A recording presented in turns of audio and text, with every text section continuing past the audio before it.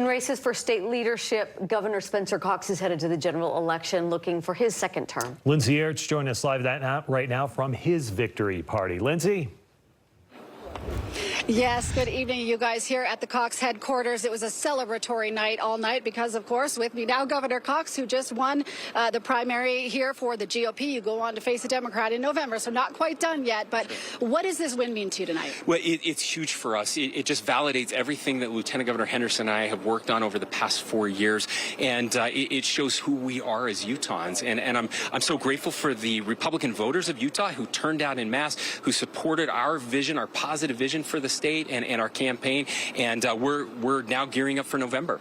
Phil Lyman really took aim at your campaign, throwing out what you call lies, call conspiracies. How did that impact you? Well, look, sadly, that's become the norm in far too many races all across the country, and people in Utah who want to turn us into the rest of the country. I'm just grateful that the Republican voters of Utah understood that that's not real conservatism, that we can disagree without hating each other, that it should be about ideas and solving problems, and we were the only ones presenting ideas and solving problems, and I'm just so grateful that the vote turned out overwhelmingly in our favor. He's not conceding tonight. What do you make of that? Again, it doesn't surprise me because of everything that we've seen from them. I never expected him to concede. We could have won, by 90 points and wouldn't concede. And so, sadly, again, conceding doesn't mean that the votes don't get counted or that the race is over. Conceding is just a common courtesy that's been done for generations, and I'm sad to see people throw those common courtesies away.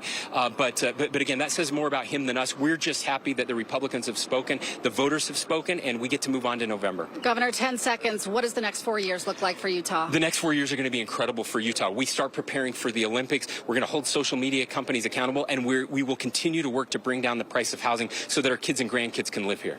Governor Spencer Cox live with me here. You guys, you heard him. Celebratory, obviously, of course, of his win tonight, taking on some of those conspiracies he says were thrown at him during the campaign. Obviously, just a jovial night here. We were also with Derek Brown's campaign, who seems to be the front runner and the leader in the Attorney General's race. So lots of winners here tonight. Guys, I'm Lindsay Ertz. I'll send it back to you. It's hard to talk about the next 4 years in 10 seconds, isn't it? That's true. All right, Yeah. Lindsay, thank you. I'm sorry. That was unfair, but yeah. That's what you got to do. We're keeping a close eye on the numbers, and if any more of these big races are called tonight, we'll update you right here on the air, online at KSLTV.com, and on the KSL Plus app.